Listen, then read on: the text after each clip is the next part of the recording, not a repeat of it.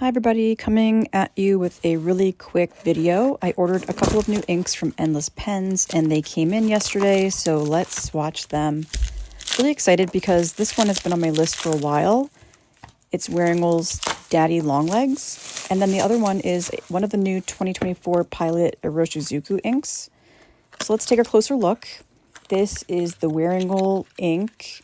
It is based off of the book by Jean Webster, which honestly I'm not familiar with and I want to check out. But it's a light pink shade with gold shimmer, and it looks beautiful in all the swatches. I love that they put the Pantone color code on a little card in the box. That's helpful. And then this one is Syun-Gyo by Pilot, one of their Iroshizuku inks. And that stands for Spring Dawn. So it's a purple, and I thought it was kind of like a brown purple, but we'll see how it swatches up when we get into the bottle. Getting out my trusty Swatching Delphonics pouch, and I need my coloring cards, my Sailor Hokoro dip pen with the Fude nib, and my old Armani foundation bottle to do some ink squashing, and my Hobonichi graph notebook with the old Tomoe River paper. Let's go. We are all set. So we're going to try the Pilot Iroshizuku first, and that's a quick glimpse of the cap, which I feel like gives you some indication of what ink properties the ink might have. And then I'm just grabbing two color cards and my Hokoro dip pen. I had been using my Kakamori brass nib to swatch, but it's just not as smooth as my Sailor Hokoro dip pen. And it doesn't give me the kind of wide lines or broad lines that I think really show off the ink. So I still need to play around with it more and learn how to use it.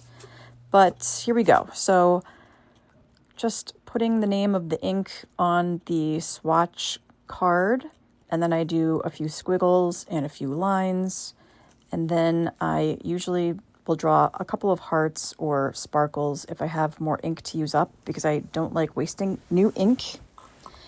And then I take a pipette and put a few drops of ink onto the card and then squash it down into a big kind of circle. And this shows you really in the best way the ink properties as it dries. You have a little bit of ink on one side, a lot of ink on the other side, so you can see if it sheens when it pools and things like that.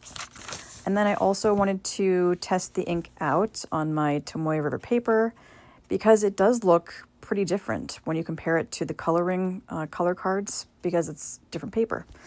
So it's coming out a deep sort of grape berry color, like a dark purple, kind of wine colored.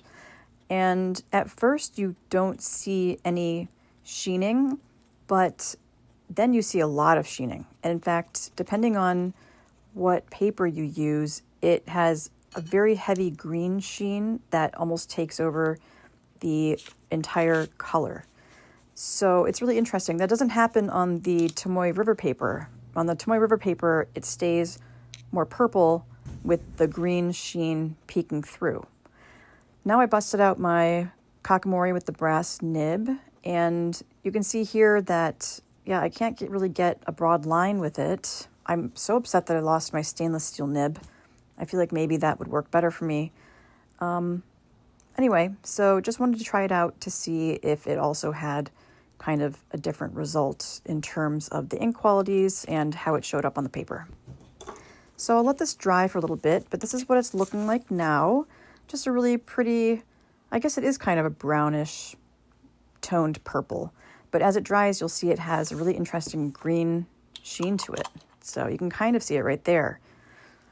And you can also see on the coloring card that it is a pretty heavy sheen. Next up, Daddy Longlegs. And check out all of that shimmer. That is a lot of gold shimmer. But I've always had really good luck with Wearingeul inks in terms of, not clogging a pen. So I'm excited to try this. Getting a good amount on my Sailor Hokoro dip pen. And then unfortunately my video cut out for some reason. I think I was zoomed in too close. So that's what it looks like on the card. And then we're just making our little ink splat right there.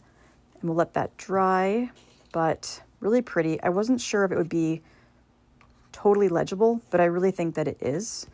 Definitely not too light. So that was a nice revelation. And then we're going in on the Tomoe River paper to see how it looks, and it is absolutely beautiful.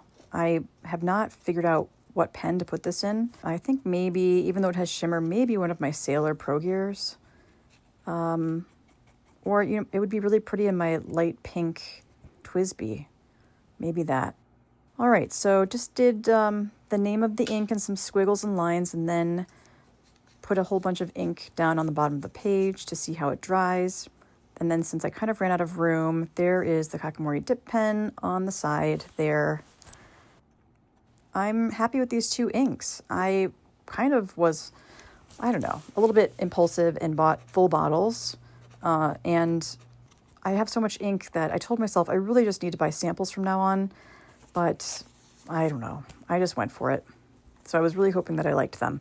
I think I'm a little bit overwhelmed because of my Tono and Limbs purchase, which I don't love all of those inks. So I'm feeling like I have a lot of ink that I might never use up, and I don't know what to do with it. So there are the dried swatches. Isn't that beautiful? You can see the green sheen on the Syun-Gyo, but then on the Tomoe River paper, it's purple with the green sheen, and then the beautiful golden shimmer from the Wearingeul. I love it. And I have the absolutely perfect pen for the Iroshizuku ink. I got an Atelier Lusso Taurus pen, and it matches perfectly. I'll put a photo in here. So even though I keep telling myself I'm not going to buy any purple pens, I continue to buy purple pens. And this is plum resin with dark green Mexican abalone. So the plum and the green, that is exactly the colors of the Syun-Gyo. So there you go. And here's a little photo that's not very good, but you get the idea. Thank you so much for joining me. I'll talk to you later. Bye.